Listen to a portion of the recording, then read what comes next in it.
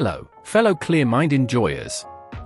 Today, I'm bringing you a world premiere synchron variation. Okay, maybe not world premiere, I actually got the idea from the Chinese synchron community, but it is a first on YouTube. Before we dive in, I just want to take a moment to thank you all from the bottom of my heart for your constant support. It really means a lot to me. You guys are the reason I keep grinding Master Duel Master rank and pushing myself to cook up new lists and combos. I genuinely enjoy making these videos.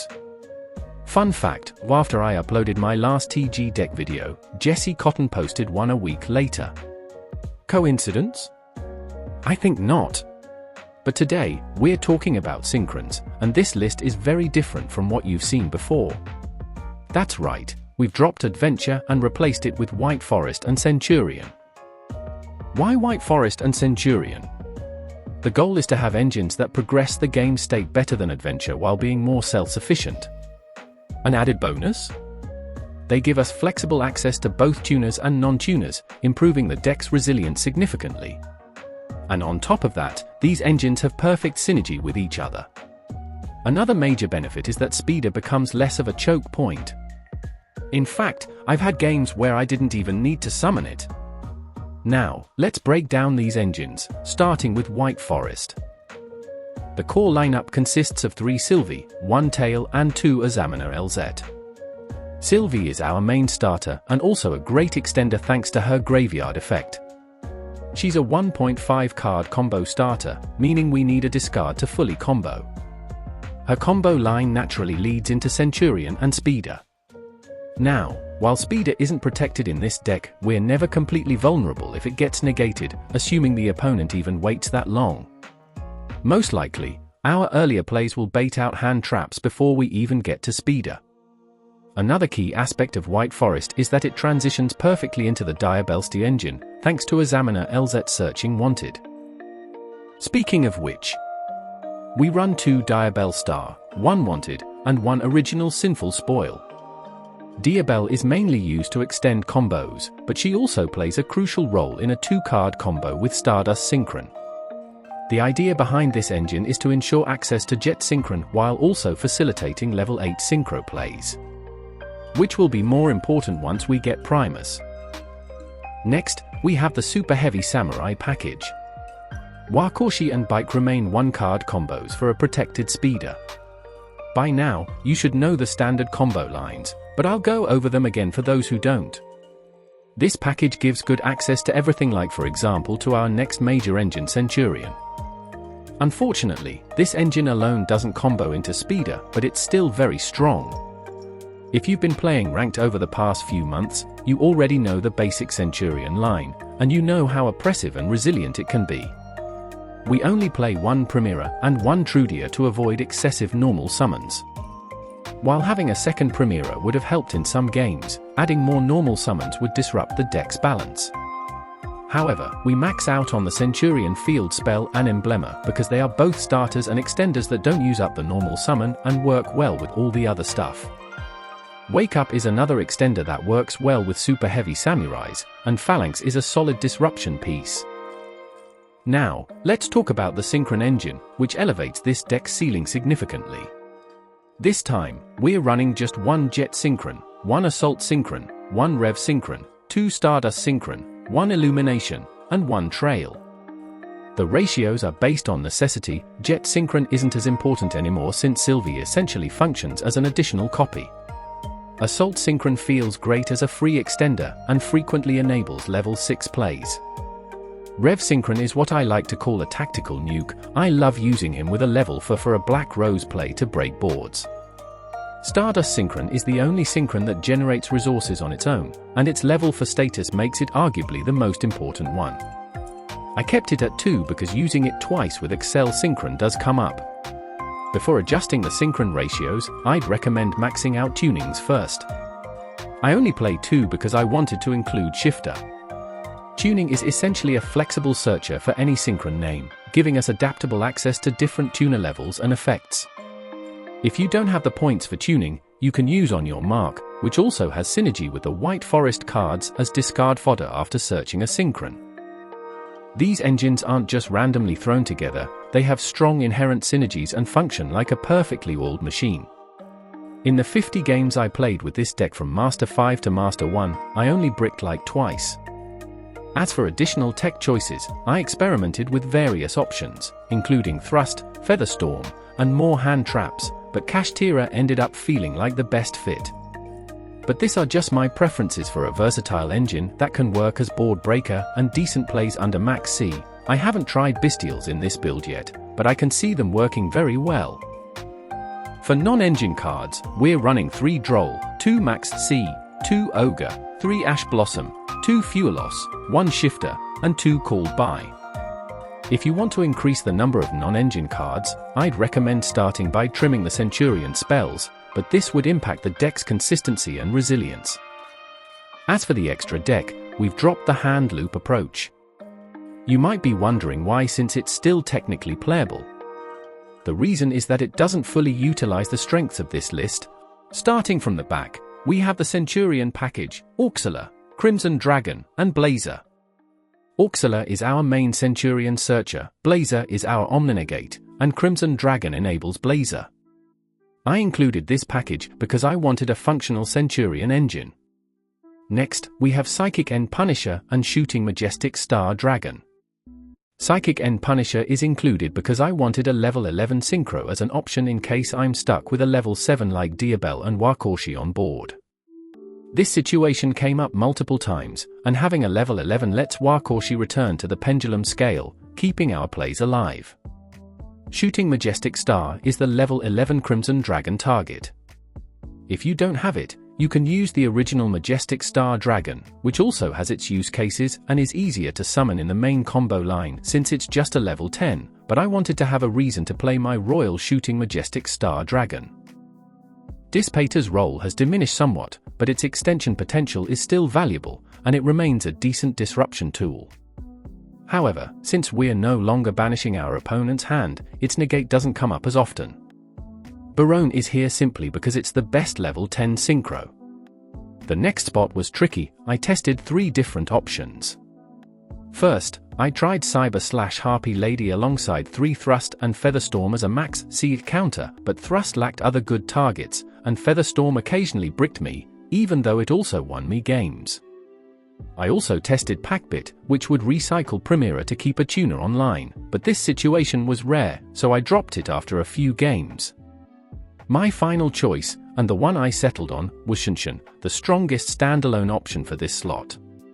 Shinshin is useful when we only have a Diabell into an Excel Stardust play and is extremely effective at disrupting resource loops in the current meta. The level 8 synchros serve primarily as generic extenders. Once we get Primus, we'll replace Diabolantis with it and switch from Mantis to Stealthy. Black Rose Dragon is included for its board-breaking potential. Our 3 main resource generators are Rusiella, Speeder, and Excel Synchron. Rusiella is part of the White Forest lineup and grants access to Diabell, which in turn grants access to Jet Synchron. Speeder does what Speeder does, and Excel Synchron fuels the deck synergy by sending Synchrons to the graveyard. Lastly, Hyper Librarian is included because we like having our own version of Max C.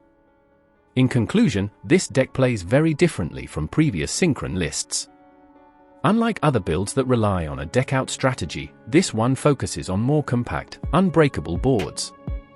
The current hand-trap heavy meta makes the traditional deck-out approach much harder to pull off, especially with everyone on Droll. This version can play lower to the ground while still establishing a nearly unbreakable end board. I had a blast piloting this list, and I'd say it requires more skill than previous versions. For now, it's my personal favorite Synchron list. And with that, let's jump into the combos. I'm using a simulator now to showcase the combos because it saves a lot of time compared to doing them in Master Duel. For some reason, Konami still refuses to implement a proper test feature. Believe me, I would have used it if they had. As a small disclaimer, the spell cards you'll see in the simulator are the OCG art of the Destiny board spells because I think it's funny to spell out hee. The combos in this video will just go up to Speeder. I highly recommend getting comfortable with freestyling your plays after resolving Speeder, as adapting to different situations is key to mastering the deck. With that said, enjoy the combos! If you have any questions, feel free to ask in the comment section, I'll be happy to answer them. I'll stop my commentary here and provide information through side notes instead.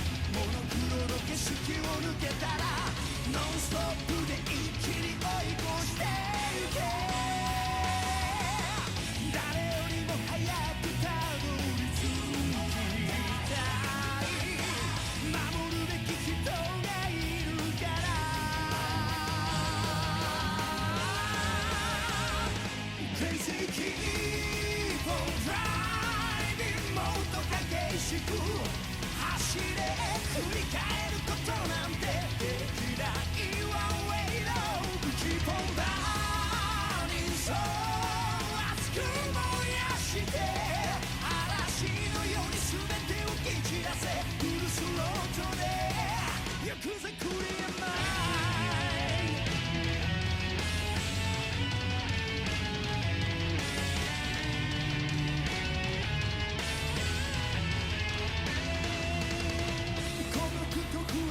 引きずった無力な日々ぶっ壊してもうダッシュで今を突き抜けろ泣いてちゃ No way 目に見えない何かに怯えグリップ効かないコーナーじゃ迷いは禁物だぜ覚悟か腕をまだ誰も見たことない明日へお前すれ